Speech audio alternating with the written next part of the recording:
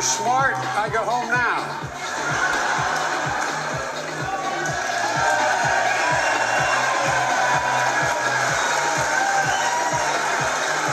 Mr. Speaker, Madam Vice President, members of Congress, my fellow Americans, in January 1941, Franklin Roosevelt came to this chamber to speak to the nation, and he said, "I address you at a moment unprecedented in the history of the Union. Hitler was on the march. War was raging in Europe. President Roosevelt's purpose was to wake up Congress and alert the American people that this was no ordinary time. Freedom and democracy were under assault in the world. Tonight, I come to this same chamber to address the nation. Now, it's we who face an unprecedented moment in the history of the Union. And yes, my purpose tonight is to wake up the Congress and alert the American people that this is no ordinary moment either. Not since President Lincoln and the Civil War have freedom and democracy been under assault at home as they are today. What makes our moment rare is that freedom and democracy are under attack both at home and overseas at the very same time. Overseas, Putin of Russia is on the march, invading Ukraine and sowing chaos throughout Europe and beyond. If anybody in this room thinks Putin will stop at Ukraine, I assure you he will not.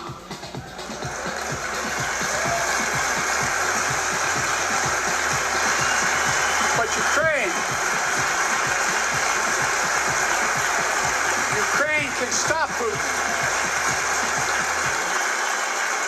Ukraine can stop Putin if we stand with Ukraine and provide the weapons that it needs to defend itself.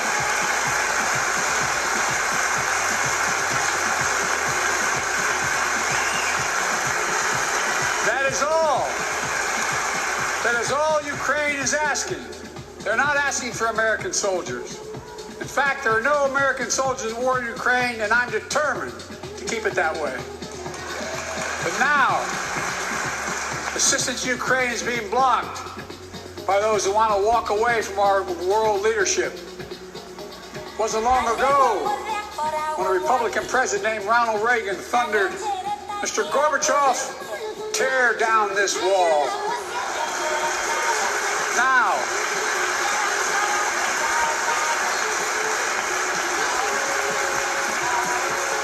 my predecessor, a former Republican president, tells Putin, quote, "Do whatever the hell you want." That's a quote. A former president actually said that, bowing down to a Russian leader. I think it's outrageous, it's dangerous, and it's unacceptable.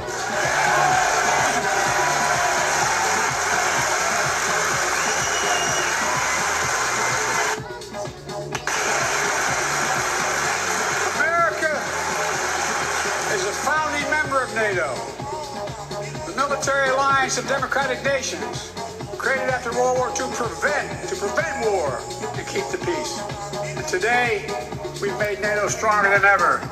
Welcomed Finland to the alliance last year.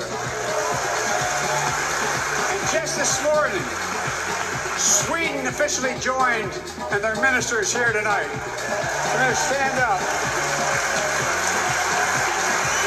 Welcome.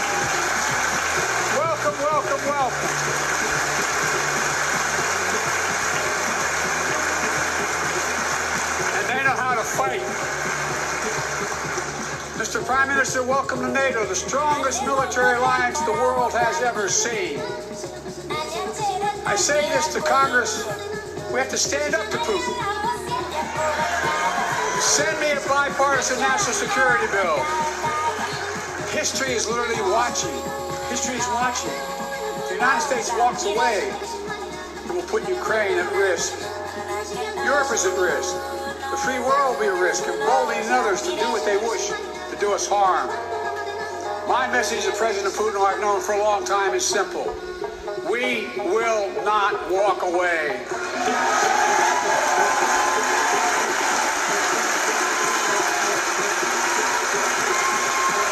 We will not bow down.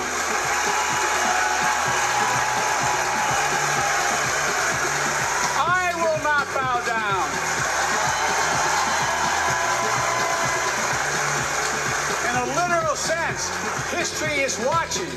History is watching. Just like history watched 3 years ago on January 6th, when insurrectionists stormed this very Capitol and placed a dagger to the throat of American democracy. Many of you are here on that darkest of days. We all saw with our own eyes the insurrectionists were not patriots. They'd come to stop the peaceful transfer of power, to overturn the will of the people. January 6th lies about the 2020 election and the plots that steal the election posed a great, gravest threat to U.S. democracy since the Civil War. But they failed. America stood.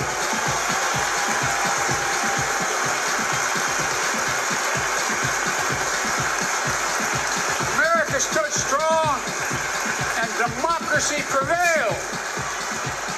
We must be honest. The threat to democracy must be defended. My predecessor and some of you here seek to bury the truth about January 6th. I will not do that. This is the moment to speak the truth and to bury the lies. Here's the simple truth. You can't love your country only when you win.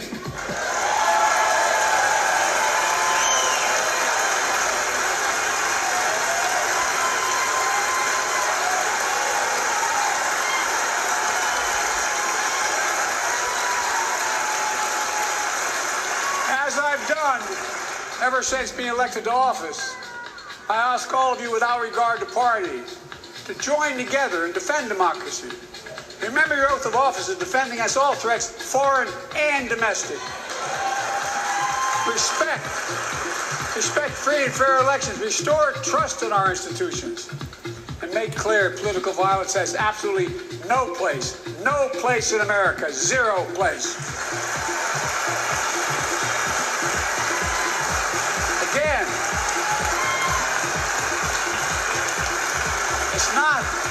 it's not hyperbole to suggest history is watching. We're watching. Your children and grandchildren will read about this day and what we do. History is watching another assault on freedom.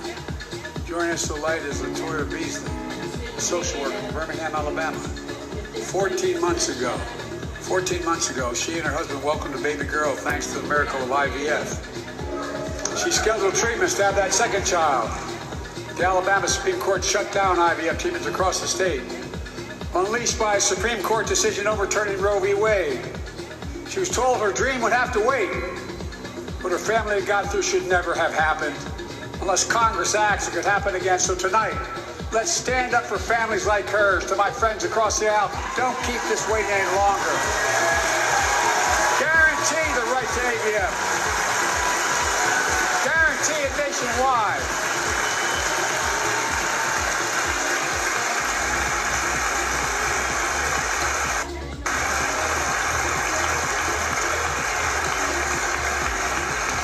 Like most Americans, I believe Roe v. Wade got it right.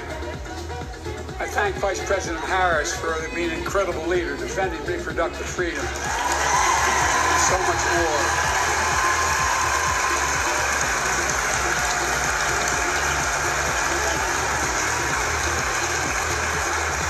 My predecessor came to office determined to see Roe v. Wade overturned.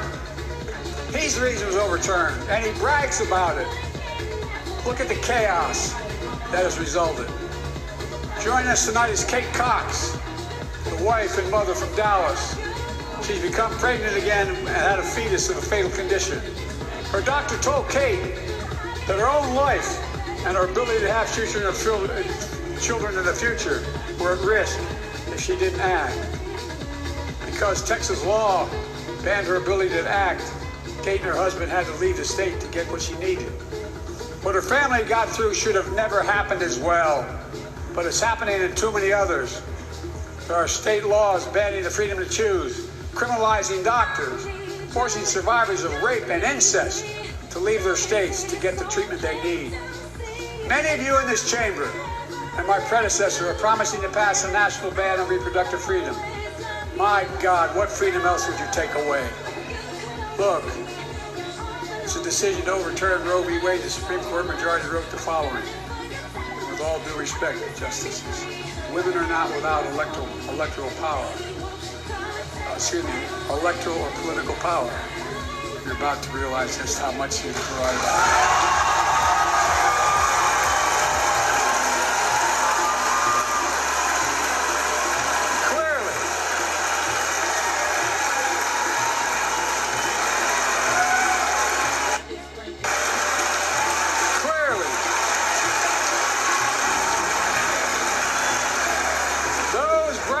About overturning Roe v. Wade have no clue about the power of women.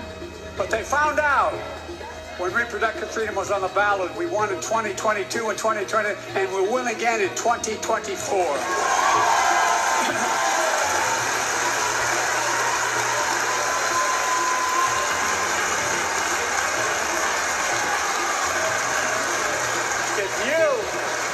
If you, the American people, send me a Congress that supports the right to choose, I promise you, I'll restore Roe v. Wade as the law of the land again.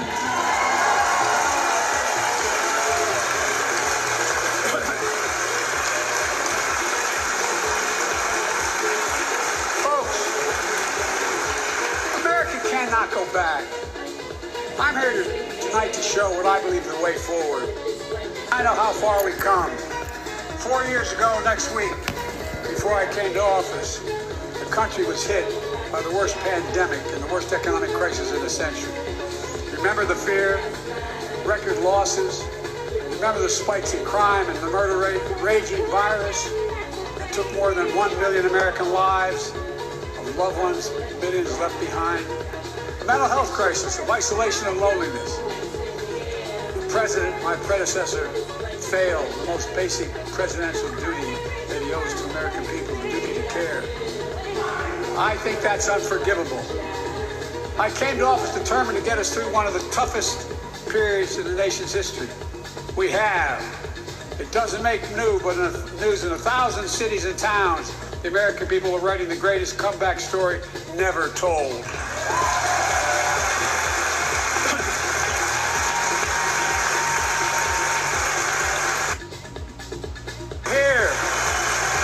Tell it here and now.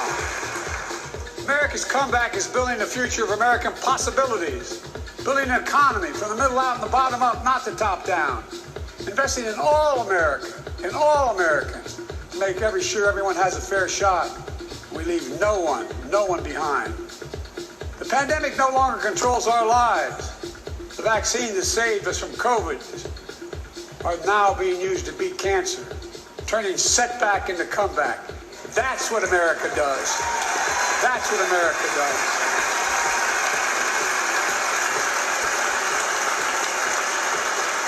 Folks, I inherited an economy that's on the brink. Now our economy is literally the envy of the world. 15 million new jobs in just 3 years, a record, a record. Unemployment at 50-year lows.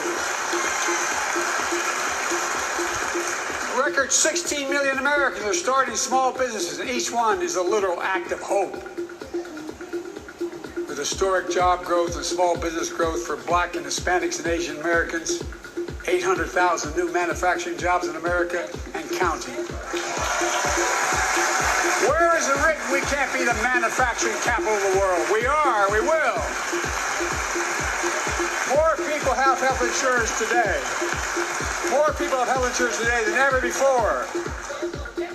The racial wealth gap is as small as it's been in 20 years. Wages keep going up, inflation keeps coming down. Inflation has dropped from 9% to 3%, the lowest in the world, and tending lower.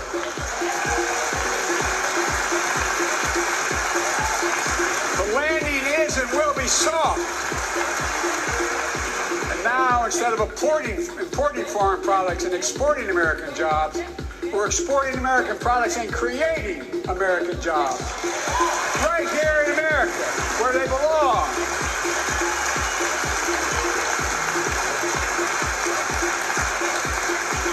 And it takes time, but the American people are beginning to feel it. Consumer studies show consumer confidence is soaring. Buy America has been the law of the land since the 1930s.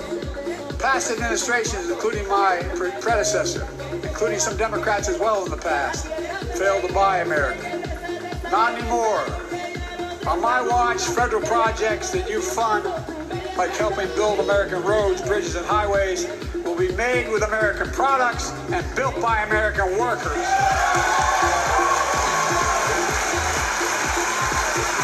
Creating good-paying American jobs.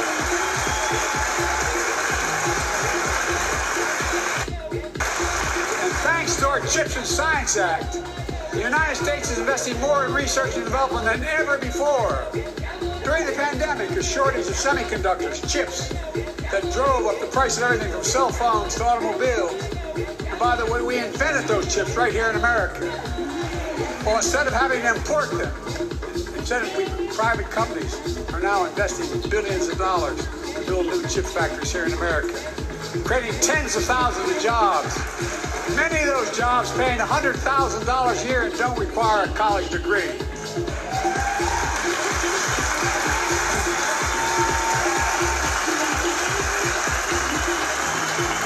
fact, my policies have attracted $650 billion in private sector investment in clean energy, advanced manufacturing, creating tens of thousands of jobs here in America.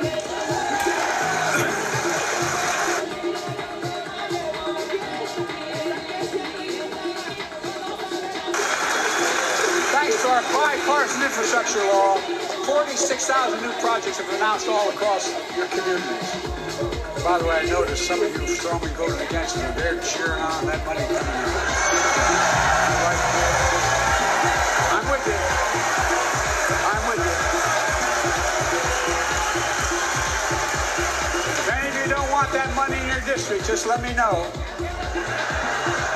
Modernize our roads and bridges, ports and airports, public transit systems.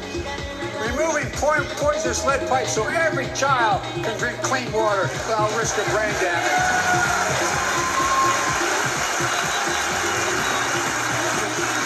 Providing affordable high-speed internet for every American, no matter where you live, urban, suburban, or rural communities, in red states and blue states. Record investments in tribal communities. Because of my investment in the family farm, because I invested in a family farm led by my Secretary of Agriculture, who knows more about this than anybody I know, we're better able to stay in the family with those farms and their children and grandchildren will have to leave home to make a living. It's transformative. Great comeback stories, Belvedere, Illinois. Home to an auto plant for nearly 60 years. Before I came to office, the plant was on its way to shutting down. Thousands of workers feared for their livelihoods. Hope was fading. Then I was elected to office and we raised the Belvedere repeatedly with auto companies knowing unions would make all the difference. UAW worked like hell to keep the plant open and get these jobs back, and together we succeeded. Instead of auto factories shutting down, auto factories reopening, a new state-of-the-art battery factory being built to power those cars there at the same.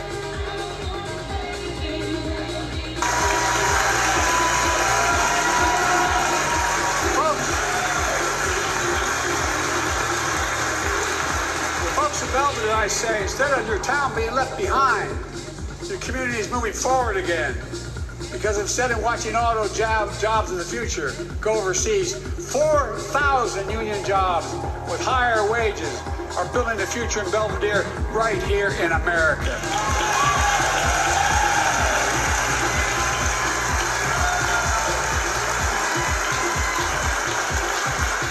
Here tonight is UAW President Shawn Fain, a great friend and a great labor leader. Shawn, where are you? Stand up.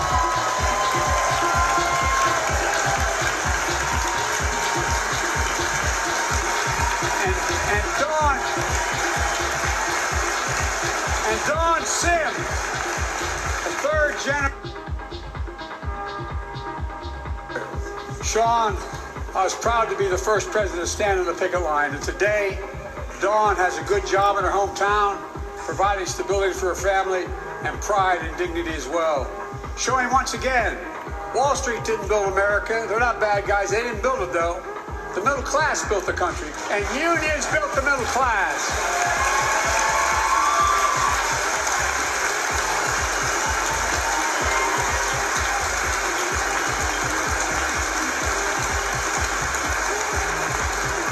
say to the American people, when America gets knocked down, we get back up.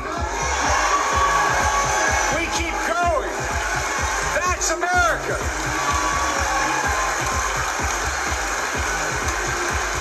That's you, the American people. It's because of you America's coming back. It's because of you our future is brighter. It's because of you that tonight we can proudly say the state of our union is strong and getting stronger.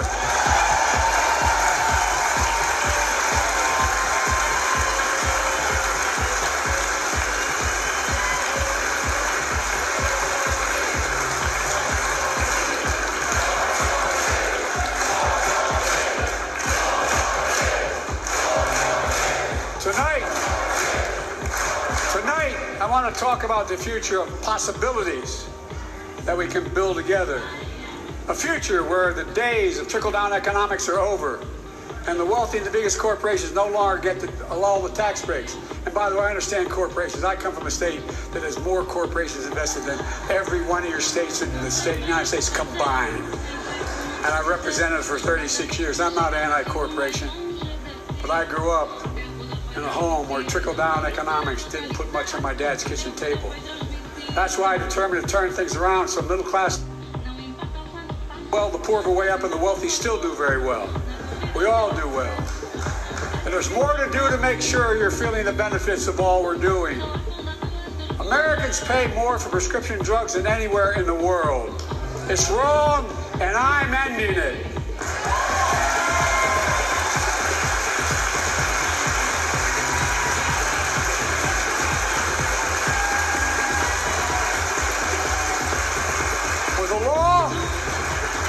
I propose to sign, not one of you Republican buddies voted for it.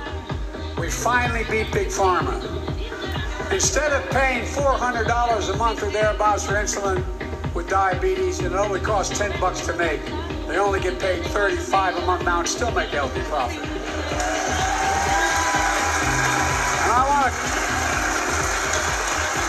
what to do next? I want to cap the cost of insulin everyone.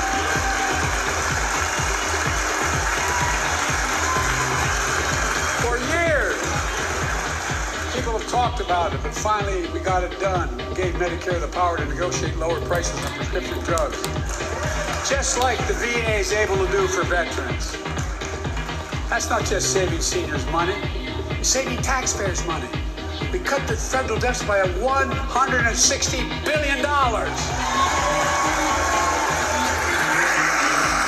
Because Medicare will no longer have to pay those exorbitant prices to Big Pharma.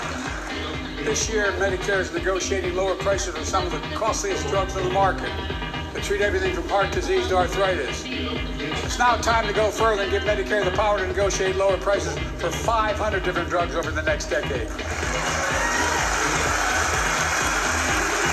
They're making a lot of money, guys. And they'll still be extremely profitable. Will not only save lives, it will save taxpayers another $200 billion. Starting next year, the same law caps total prescription drug costs for seniors on Medicare at $2,000 a year. Even for expensive cancer drugs that cost $10,000, $12,000, $15,000. I want to cap prescription drug costs at $2,000 a year for everyone.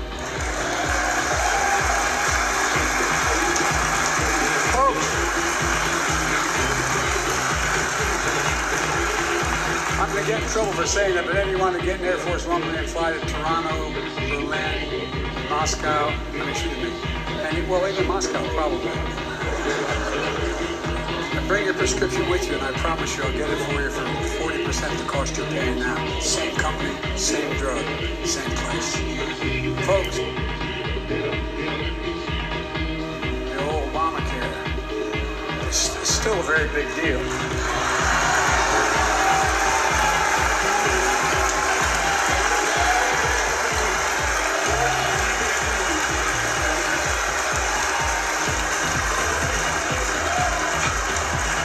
Over 100 million of you can no longer be denied health insurance because of pre-existing condition.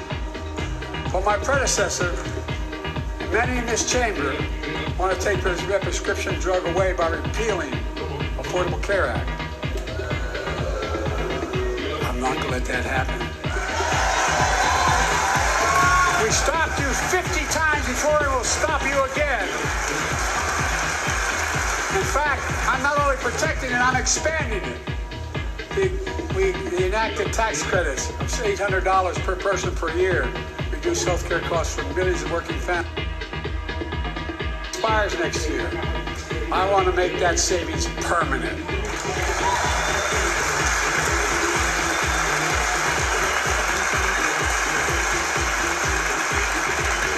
To state the obvious, women are more than half our population.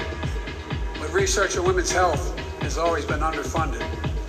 That's why we're launching the first ever White House initiative on women's health research, led by Jill, doing an incredible job as First Lady.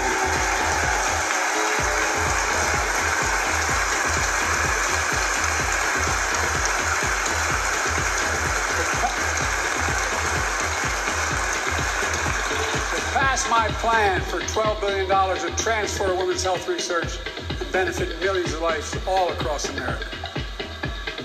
I know the cost of housing is so important to you. If inflation keeps coming down, mortgage rates will come down as well, and the Fed acknowledges that. But we'll give Americans $400 a month for the next 2 years as mortgage rates come down, to put toward their mortgages when they buy their first home or trade up for a little more space. Just for 2 years.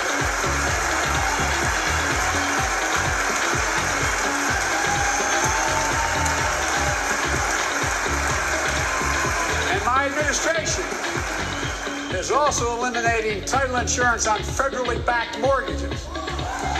When you refinance your home, you can save $1,000 or more as a consequence. For millions of renters, we're cracking down on big landlords who use antitrust law, who break antitrust laws by price fixing and driving up rents. We've cut red tape so builders can get federally financing, which is already helping build a record. Wow. Now pass and build and renovate 2 million affordable homes and bring those rents down.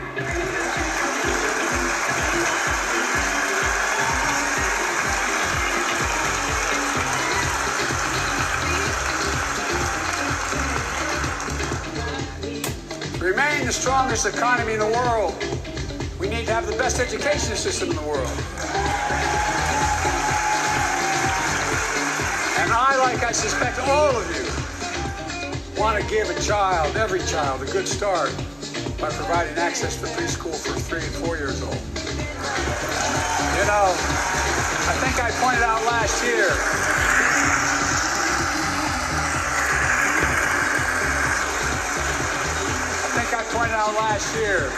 that children who are not read to, not spoken to very often, start school, kindergarten, or first grade, having heard 1 million fewer words spoken. Well, studies show that children who go to preschool are nearly 50% more likely to finish high school, go on to earn a 2 and 4 year degree, no matter what their background is.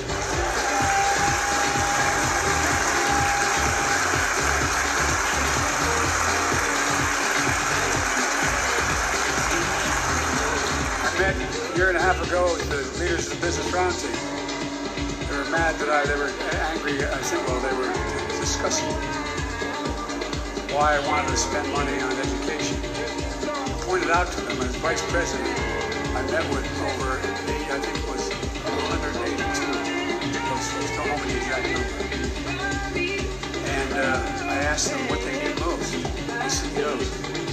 You've had the same experience both sides now. They say, and I say, I come from Delaware. DuPont used to be the 8th largest corporation in the world. And every new enterprise say, boy, they educated the workforce to that enterprise. But nothing can do that anymore. Why are you angry with me providing you the opportunity for the best education? and said, I think you're right. I want to expand high-quality tutoring and summer learning to see that every child learns to read by 3rd grade.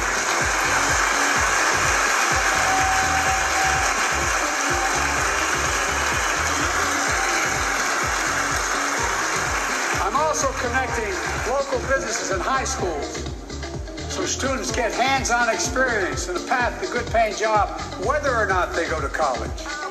And I want to make sure that college is more affordable.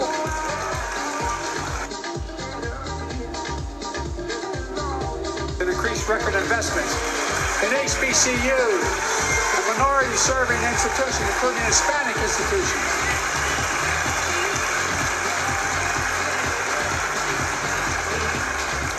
I was told I couldn't universally just change the way in which we dealt with student loans. I fixed 2 student loan programs that already existed to reduce the burden of student debt for nearly 4 million Americans, including nurses, firefighters, and others in public service. Like Keenan Jones, a public educator from Minnesota, who's here with us tonight. Keenan, where are you? Keenan, thank you. He's educated hundreds of students so they can go to college. Now he's able to help, after debt forgiveness, get his own daughter to college.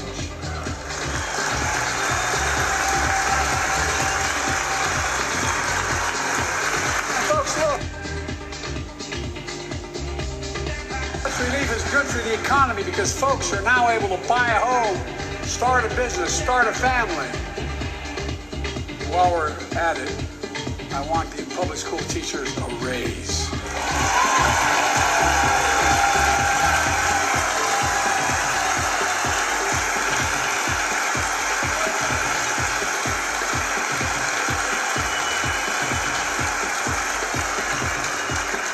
By the way, the first couple of years we cut the deficit.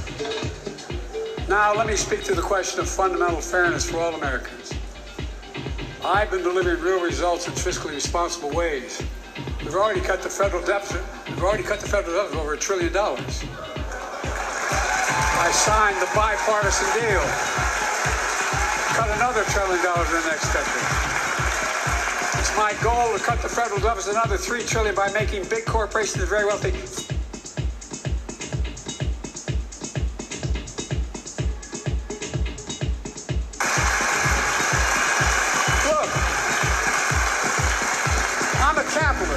If you want to make or can make $1 million or millions of bucks, that's great. Just pay your fair share in taxes. A fair tax code is how we invest things to make this country great. Healthcare, education, defense, and so much more. But here's the deal. The last administration enacted a $2 trillion tax cut. Overwhelmingly benefit the top 1%, the very wealthy, the biggest corporations. And exploded the federal deficit. They added more to the national debt than any presidential term in American history. Check the numbers. Folks at home, does anybody really think the tax code is fair? Do you really think the wealthy and big corporations? I sure don't. I'm going to keep fighting like hell to make it fair. Under my plan, nobody earning less than $400,000 a year will pay an additional penny in federal taxes. Nobody, not one penny. And they haven't yet. In fact, the child tax credit I passed during the pandemic cut taxes for millions of working families and cut child poverty in half. Restore that child tax credit. No child should go hungry in this country. The way to make the tax code fair is to make big corporations and very wealthy begin to pay their fair share. Remember in 2020, 55 of the biggest companies in America made $40 billion and paid zero in federal income tax. Zero. Not anymore.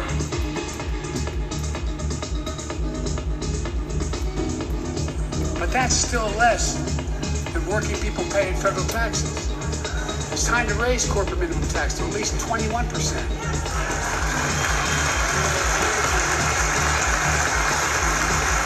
The corporations finally begins to pay their fair share.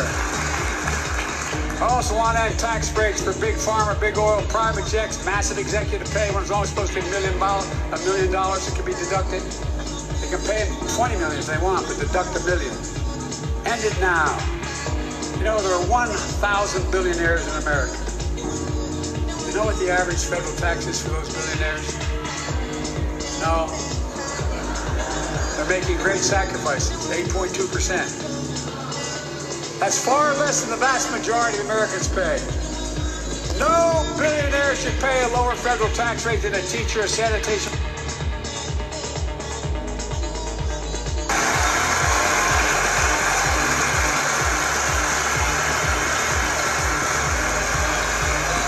I propose minimum tax for billionaires at 25%, just 25%. You know what that would raise?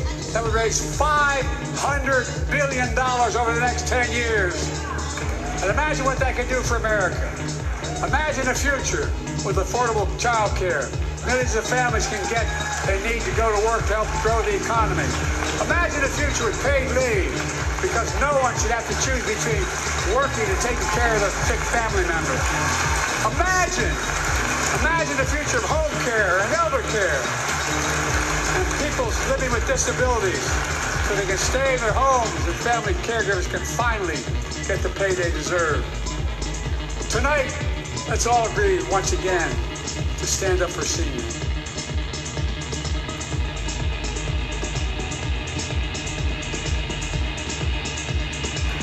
If anyone here tries to cut Social Security, Medicare, or raise your retirement age, I will stop you.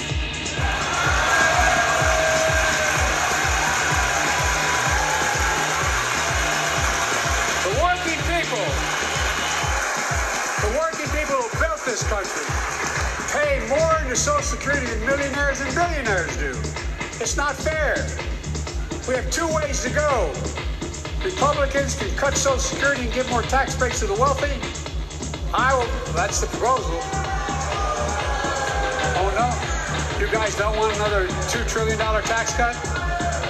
I kind of thought that's what your plan was. Well, that's good to hear. You're not going to cut another $2 trillion for the super wealthy. That's good to hear. I'll protect and strengthen Social Security and make the wealthy pay their fair share.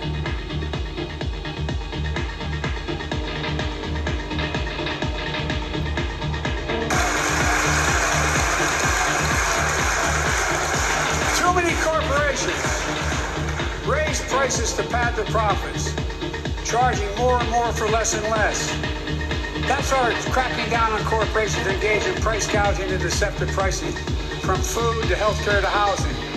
In fact, the snack companies think you won't notice if they change the size of the bag and put a hell of a lot fewer, same size bag, put fewer chips in it. No, I'm not joking. It's called shrinkflation. Pass Bobby Casey's bill and stop this. I really mean it.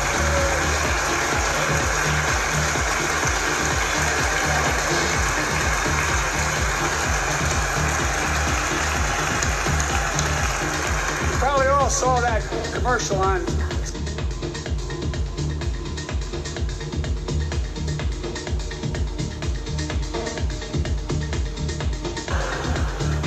Look, I'm also getting rid of junk fees. Those hidden fees at the end of your bill that are there without your knowledge. My administration announced we're cutting credit card late fees from $32 to $8.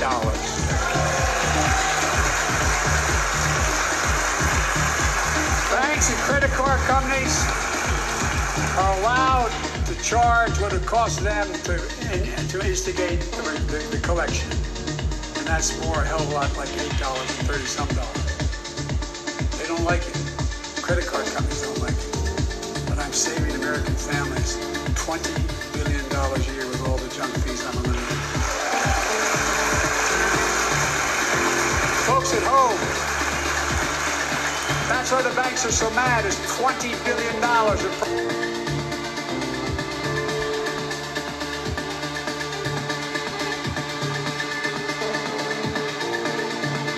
So tell you the total price up front is so there are no surprises. It mattered. It mattered. So does this. In November, my team began serious negotiation with a bipartisan group of senators. The result was a bipartisan bill with the toughest set of border security reforms we've ever seen. Oh, you don't think so? Oh, you don't like that bill, huh? That conservatives got together and said it was a good bill? I'll be darned. That's amazing. That bipartisan bill would hire 1,500 more security agents and officers, 100 more immigration judges, help tackle the backload of 2 million cases, 4,300 more asylum officers, and new policies so they...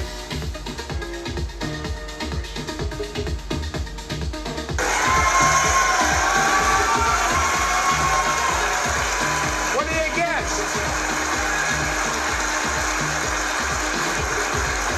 100 more high-tech drug detection machines to significantly increase the ability to screen and stop vehicles smuggling fentanyl into America. That's killing thousands of children.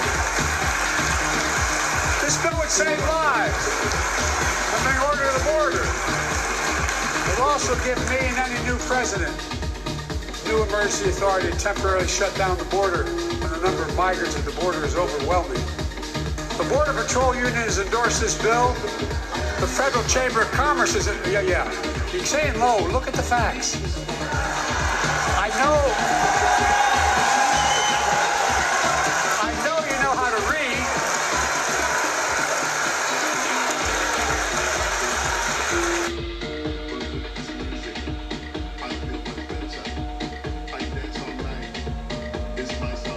Now, but unfortunately, politics has derailed this bill so far. I'm told my predecessor called members of Congress and the Senate to demand they block the bill. He feels political win. He viewed it as a political win for me and a political loser for him. It's not about him. It's not about me. I'd be a winner. Not really.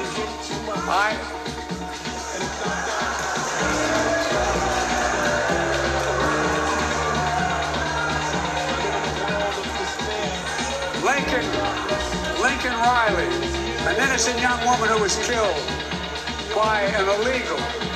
That's right. But how many of the thousands of people being killed by illegals? To her parents, I say, my heart goes out to you, having lost children myself. I understand.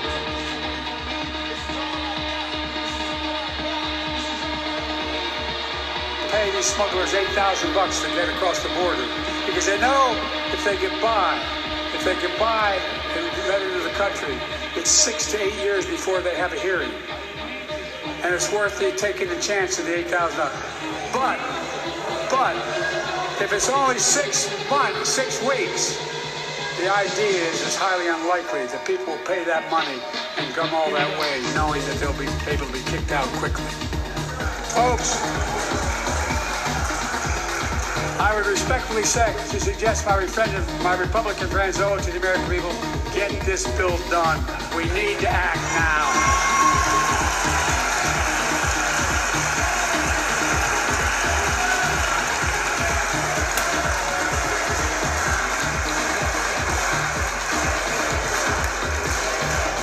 And if my predecessor is watching,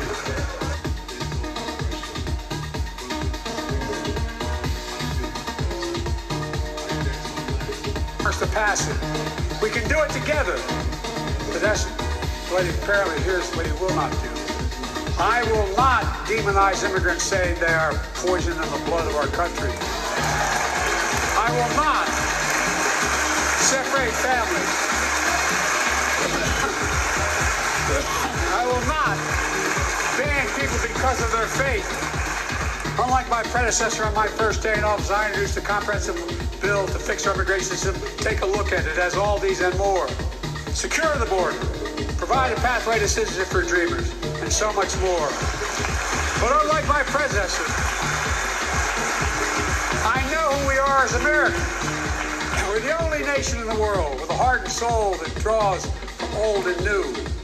Home to Native Americans whose ancestors have been here for thousands of years.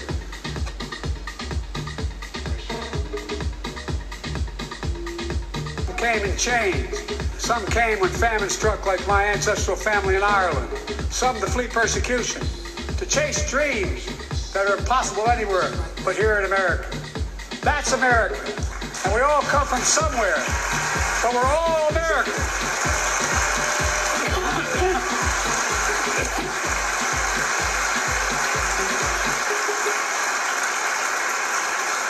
Look, folks, we have a simple choice. We can fight about fixing the border, or we can fix it. I'm ready to fix it. Send me the border bill now.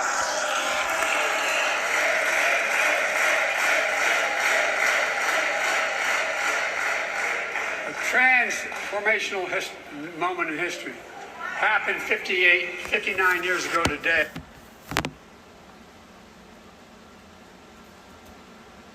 The Edmund Pettus Bridge, named after the Grand Dragon of the Ku Klux Klan, to claim their fundamental right to vote. They were beaten, they were bloody, and left for dead. Our late friend and former colleague, John Lewis, was on that march. We miss him.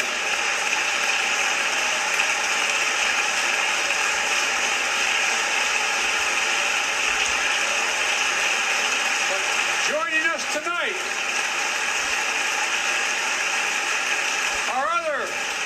marchers, both in the gallery and on the floor, including Betty Mae Fikes, known as the voice of Selma, the daughter of gospel singers and preachers. She sang songs of prayer and protest on that bloody Sunday to help shake the nation's conscience. 5 months later, the Voting Rights Act passed and was signed into law.